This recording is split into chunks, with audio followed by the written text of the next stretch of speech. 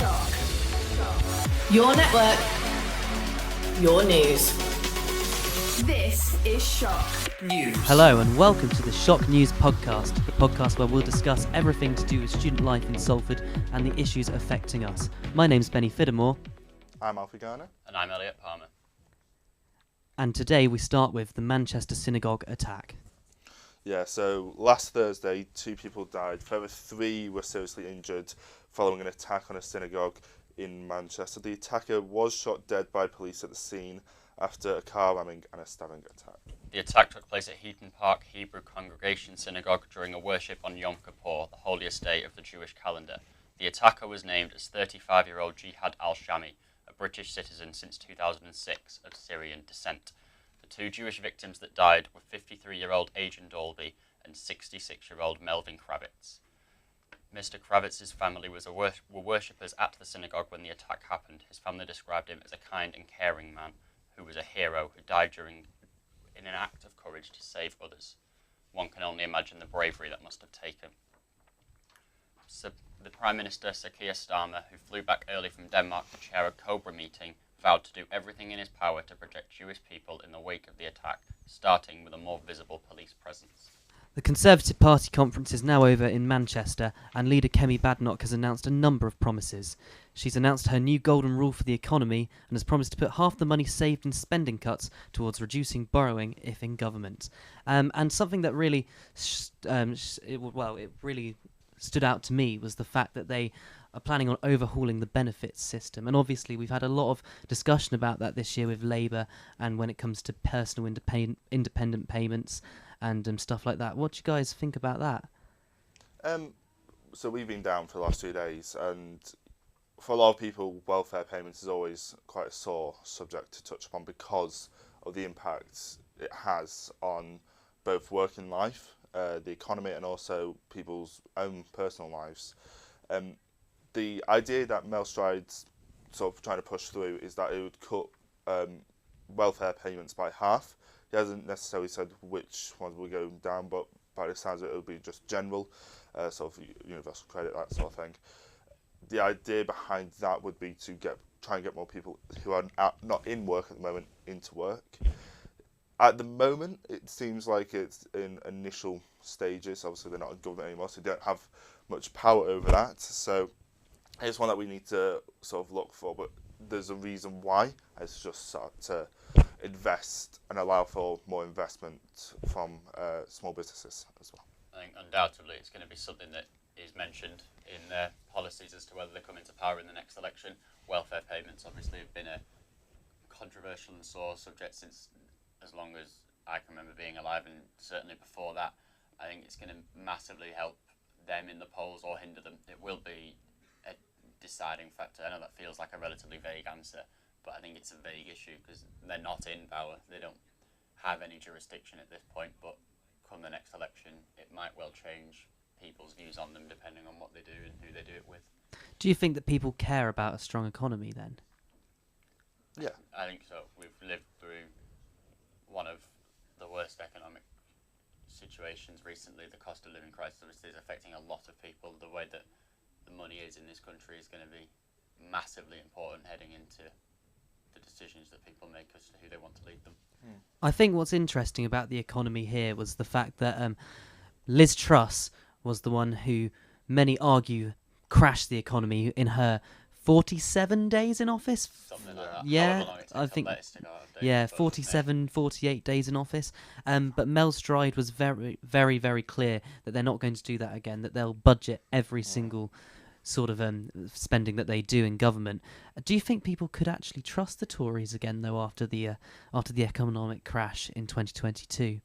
I think with time they will. I mean, Conservative members seem to think they are still the best when it comes to having that economic security, and a lot of the members I spoke to today kept pushing back on that and kept saying, actually, we are the party of economic responsibility.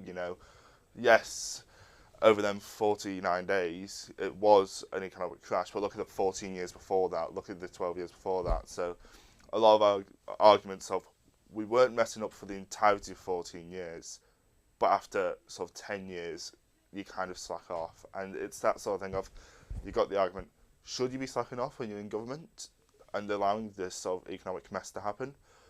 Is it a natural turn of events? You know, you look at the Labour governments before that, they lasted about 14, 15 years. So it's a real dependent issue of, we've got a routine in this country, and so far it looks like we're about to break it.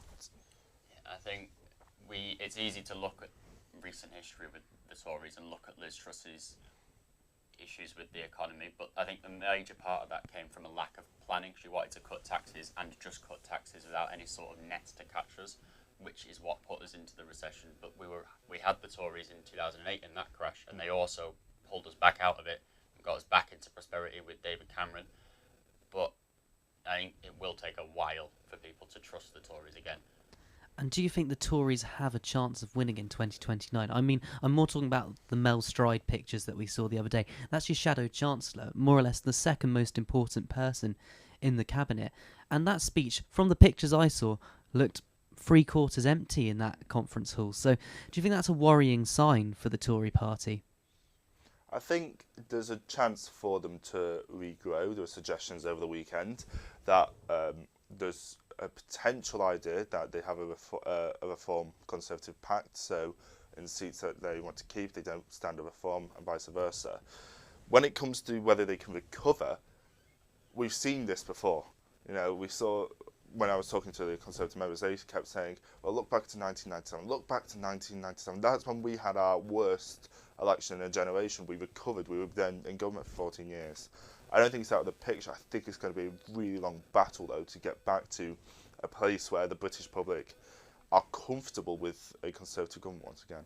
I think what we have come 2029 is an issue of who is going to be competing with Labour. I think Labour are going to be ones that will be highly voted for, the landslide of the last election. But I think it's a decision between, do people take the Tories, or is it Reform that's going to be the next big opposition? And I think that's the real difference between now and 1997. So, of course, Labour swept the Tories in 1997, kind of did the same thing in 2001, and then to a lesser extent in 2005 again. Labour were popular back then, though. They're very unpopular. This government is probably, based on the press coverage, one of the most unpopular I've ever seen in my lifetime. But yet, you don't really think of that as a victory for the Tories, whereas, you know, you were talking about the financial crash of 2008, that benefited them because people didn't like Labour anymore. If Labour come across badly, it doesn't really feel like that's necessarily a good thing for the Conservatives. In my eyes, it looks like it's only good for Nigel Farage. Yeah. And we have to remember how the Labour Party this time got into power. It wasn't because people believed in the Labour cause. It was that they wanted to get the Tories out. So, and the Reform UK didn't have that presence that it does now within Parliament, but also within the country. So we will potentially see a reform backing that people do want to reform government, not like last year when we saw, oh yeah, we want the Tories out, Labour's the best for that. So we'll have to wait and see. Obviously, it's 3.5 years until the election, so 24 hours in politics is a long time away, let alone 3.5 years. So it's one of them that you keep going back to, and you have to keep going back to. But it's really concerning when it comes to the polls at the moment. Keir Starmer does say a lot that he has to fix 14 years of wrongdoing from the Tories. He, so far, as touch and go as it seemed, he has only done 1 year. He's got 3.5 left of that. It's how popular Reform get, I think, is the issue. Not whether or not the Tories come back in relies on Reform's presence over the next 3.5 years, I would say. And I suppose a lot of people would argue that currently Reform have got the momentum, but it's a case of how long will that last, because we've already seen high-profile exits for Rupert Lowe this year, and also, of course, there was the departure of the chairman, Zia Youssef, although he did return 48 hours later. Alfie, you've been at the conference today, haven't you? I have. I've been today on Monday. It was, from an outsider's perspective, when you think this is a party who's just left government, this is a party who, you know, they want to get back into power, they want to kick back into action. It seemed like a pretty dead atmosphere. That could be just because everyone was inside, you know, enjoying the fringe events or the main events. But from the outside, you usually get a sense of what's happening. Didn't get that this year. Yeah, and Kemi Badenoch has spoken today. Did she give any words of inspiration? She was very much on the attack front rather than the policy front. The only real policy she introduced was the cut to stamp duty, to scrap it entirely. But then there's the argument there, will it actually help first-time buyers, or will it just allow landlords to buy more properties, which will ever increase the rental market and the renting crisis that we've got at the moment, as some would say. So that was the only major policy. The rest of the speech, which was about an hour and a half long, was just her really attacking the Labour government at the moment, attacking reform as well. She didn't just stay at Labour, she attacked reform. So it's really, at the moment, for the Conservatives, attack, attack, attack, rather than policy, policy, policy. Well, Kemi Badenoch in her speech insisted the party had some achievements during its 14 years in power, before moving on to talk about the problems Sir Keir Starmer's faced. An anti-corruption minister under investigation for corruption, a homelessness minister who made her own tenants homeless, a housing secretary sacked for dodging housing taxes. You couldn't make this stuff up. Shock News' Oliver Sykes has been outside the conference as well today in the city centre, speaking to GB News' deputy political editor Tom Harwood about the conference. What have you made of it so far? I heard you described it as a ghost town. Yeah, I think it certainly was on Sunday. We're talking now on Monday. I have to say it has livened up a little bit, but I've been coming to these sort of party conferences for almost a decade now, and it does certainly feel like this is a party at a crossroads that doesn't quite know what the future holds. Of course, we've seen defections of sitting Conservative MP to reform. We've seen defections, of course, lower down. But of course, 1 year ago when this party met in Birmingham, they were, by some pollsters, first in the polls. I think everyone's forgotten, really, what happened in the wake of the last general election, the enormous collapse in public support and trust of the Labour government. And for a brief moment, the expectation that it would be the Conservatives that benefit from that. Clearly, after Christmas, it was not the Conservatives that benefited from that. Indeed, the Conservatives have fallen in the polls from even their worst election performance in their 200-year history. I mean, it's been the most precipitous decline. Well, earlier today, I went to conference. If you talk to people. Earlier today, I spoke to some members of the Conservative Party at the conference to find their view. It wasn't the best and the most positive, so let's have a look. It's the second Conservative Party conference since the Tories leapt out of power in 2024, but the atmosphere has changed significantly. Half the party are happy, the other half don't think Kemi will make it to the next election. Ben Jackson is a member of the party and is one of those who thinks the polls are wrong. This speculation, these polls, they're not helping anyone. What are they achieving? And journalists, journalists like yourself are just, what's it achieving? We've got bigger problems in the country, and people, these polls aren't great. They're not helpful. However, with reform surging in the polls and the future of the party uncertain, are the Conservatives bound for loss? Because Reform are a socialist party. The Conservatives are not a socialist party. We're about, we're a pro-business party, and reformers, so not us. All the other parties are now left-wing. We're the only ones left in the centre-right. The conferences also saw the Shadow Chancellor Sir Mel Stride set out his economic vision. He wants to cut down business rates for pubs and shops on the high street while also cutting government costs, with almost half of that expected to come from cutting welfare. There's also a lot of commitments there, what we've done to cut back spending, £47 billion worth of savings over the next Parliament should we be elected. And I think that's really important to bring back the public finances under control to where they were and where they should be. Mel Stride's speech was one of the many speeches that was met with poor reception, many seats still being empty. However, many think that should be ignored, with the likes of Kemi Badenoch's final speech today packing out the hall with only room to stand. Would you say it's impacted your freshers, the fact that you haven't been able to get the bus every single day? I mean, hardly. You have enough alcohol, you're warm enough to walk home anyway. So, I think if you're trying to be more sensible and more affected by the cold and your surroundings, I think it would do. Obviously, people will be rubbing their hands together at the idea, but again, that's something that we don't have much money as students, so I think it definitely does impact us. But it's also workers across the city. Exactly, yeah. I mean, what we've seen as well over the last few weeks is a lot more reliance on the train network. so between Manchester and Salford. So that's seen a massive increase. So Northern will be rubbing their hands for that as well. Again, it's more expensive than the bus, though, isn't it? Isn't it? So it's about £2.45 with a rail card for so many students. They're going to just end up walking, and that brings into a matter of safety for a lot of students. Yeah. A lot of people don't like walking at night Yeah. for safety reasons. For a lot of people, it's just not feasible to be walking. A lot of people who are wheelchair bound. Yeah, or people with walk that health distance. conditions. Exactly. Yeah. So it really causes that issue of, can I actually get home? Can I actually enjoy my student life? Or am I now restricted for 3 days?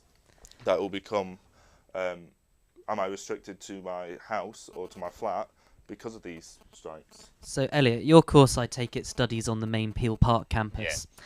So we're both down at Media City on the journalism course, and I have to say, on those days where the strikes took place, the class attendance dropped significantly.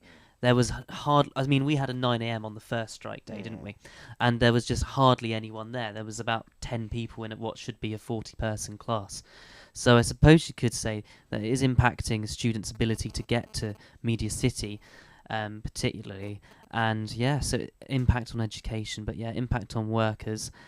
And the strike's going to continue. What do you think the bus companies should do next? I mean, Unite, who are organising most of the strikes, are saying that the 3.5% pay increase on offer just isn't good enough. Do they need to do more? What do you think they should do more? It's a level of what they can do without seriously affecting the way that the city runs, because they want to keep morale up with people that are indeed their customers. There was a story in China a few years ago when strikes happened in the rail on China. People still went in, the trains were still running, they just didn't charge anybody for anything. They kept the gates open, which has always been a way that has interested the back of my mind. Obviously, I'm not a member of the unions, I'm not a member of the Bus Drivers Association, otherwise it would be considerably easier to travel places if I had my own bus. We'd all love that. It would be great, wouldn't it? But I think it's a way of doing it that keeps the city running, proves that the bus drivers are indeed on our side, but also has the same knock effect that striking has of not getting the businesses any money, not getting their higher ups the money that they need to run this systems with. And that sort of strike is difficult to operate in this country because we have quite a few laws that prevent that sort of thing. It sort of becomes a collective action. When it comes to these strikes in particular, it will have a massive impact.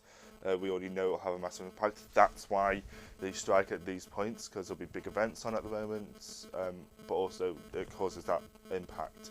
When it comes to whether the bus companies should do, they'll argue, actually we already pay above the national minimum wage, we already pay above what is expected, so actually we'll pay you that 3.5% in line with inflation, but we shouldn't be expected to pay any more.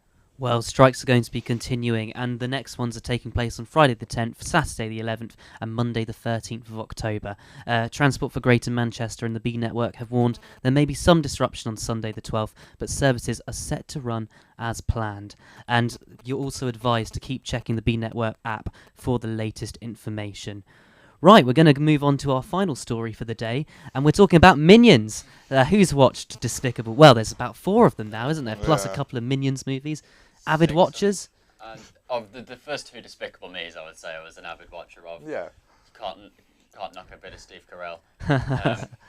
It came out when everyone was kids, so you kind of were forced to watch it on a day where your parents needed to find something to do during the summer holidays. Go to the cinema and leave me alone. Well, yes. The reason we're talking about this is because a street artist in Salford has been decorating road bollards as minions, and they've been popular in the community in Little Holton. And Martin Withers has been speaking to the BBC. He has said he came up with the idea to brighten up the bollards on the Kenyon Way, as they were the similar shape to the yellow cartoon characters. He said he's lived around here for over 20 years, and I've always seen these stumps, but it's not the nicest thing to look at when it's all dirty. Do you think we need a little bit of brightness in these dark times? I think it's always welcome, isn't it? You can't look at a minion bollard and not help but smile, can you? I think street art's always been very useful. So Blackpool, where I've moved from, to Salford, there's a street down there near one of the theatres which has got lots of grates, big old shutter grates, and every year there is a street art competition. They get some of the most renowned street artists from the area to paint those, and it's a big thing. There's crowds that come, there's families that come just because it boosts morale and it boosts the area. So you can't ever knock it, especially if it's light-hearted.